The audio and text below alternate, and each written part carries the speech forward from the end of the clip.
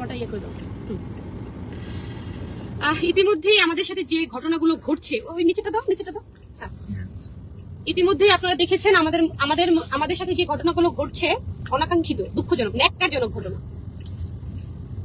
আপনারা দেখেছেন শুরুতে হিরো আলম সংবাদ সম্মেলন করে সাংবাদিক ডেকে আমাকে তালাকের ঘোষণা দেয়। সেটাও আমার সাথে অন্যায় হয়েছে। সে পরকীয়া করেছে, পরকীয়া ধরাতে সে আমার উপরে রেগে আমাকে তালাক দিয়েছে। মৌখিকভাবে হোক, মৌখিকভাবে হোক, সে কাগজে সে দিয়ে কাগজ লুকিয়ে রাখে নাই। এমন হলে আমি কি করবো বলেন? এমনও তো হতে পারে যে সে আমাকে তালাক দিয়ে কাগজ লুকিয়ে রাখছে, আমাকে দেয় না এখনো কাগজ। সে যে বউ দাবি করে, আপনারাই তো দেখেছেন, সাংবাদিক ডেকে এনে সে আমাকে তালাক দিয়েছিল, বলেছে আমি এই বউ রাখবো না, আমি তালাক দিয়েছি। আচ্ছা গেল, সে বিগত দিনে সে আমার সাথে সবকিছু মিউচুয়াল করতে চায়। আমি তখন বলি যে কিভাবে মিউচুয়াল হবে আমাদের? আপনি তো মিউচুয়াল করার কোনো অপশন রাখেন নাই।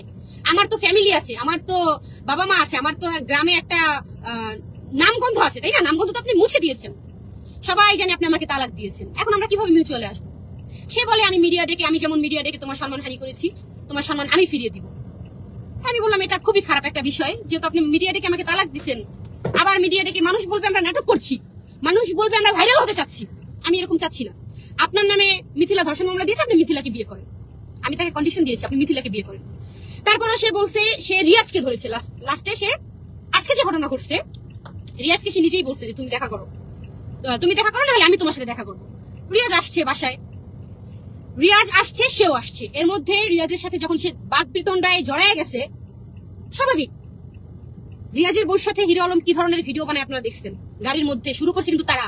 আমরা কিন্তু বলেছিলাম যে আমরা কিন্তু ক্যামেরার সামনে ভিডিও করছি, কিন্তু আপনারা কিন্তু গাড়ির মধ্যে টুলুমুলু করে ভিডিও করেন। সেটা দিয়ে তারা কত হাসাহাসি, কত হাসে।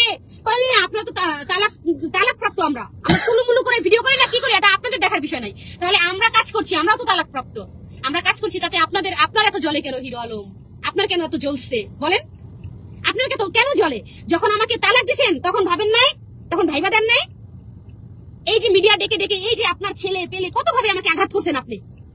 আপনার ছেলে আমার জুতা যে টানছে, আপনার অ্যাসিস্ট্যান্ট আমার জুতা যে টানছে, সেও আমাকে নিয়ে বাজে কথা বলতে ছাড়ে নাই। আমি আপনাকে কিভাবে মাফ করি, কিভাবে ক্ষমা করবো আপনাকে? আপনার 2 টাকার হচ্ছে গিয়া চাকর, সেও আমাকে নিয়ে বাজে কথা লিখছে ফেসবুকে। তাহলে আপনাকে ক্ষমা করার তো প্রশ্নই আসে না। কিভাবে আপনাকে ক্ষমা করবো? এই ছেলেটার কত বড় ক্ষতি করছেন আপনি জানেন? এই ছেলেটার 1 মিলিয়নের পেজ যেটা দিয়ে সে ইনকাম করে, আপনি তার পেটে লাথি মারছেন। তার 1 মিলিয়নের পেজ আপনি উড়াই দিচ্ছেন। কই, আপনার তো ক্ষতি করে না এই ছেলেটা। আপনি তো তার বউ নিয়ে টুলুমুলু করে ভিডিও বানাইছেন, বুকে জড়ায় ভিডিও বানান, মাওয়া যায় ভিডিও বানান, এনে করেন। তার শ্বশুর বাড়ি গিয়ে ভাত খেয়ে আসেন, খান না। এক্স শ্বশুর বাড়ি, সে তো পুরুষ, সে বীর পুরুষ, সে বউ রাখবে না, তালাক দিছে। কিন্তু আপনার ক্ষমতা হয় না হিরো আলম, আপনার ক্ষমতা হয় না আমাকে তালাক দেওয়ার।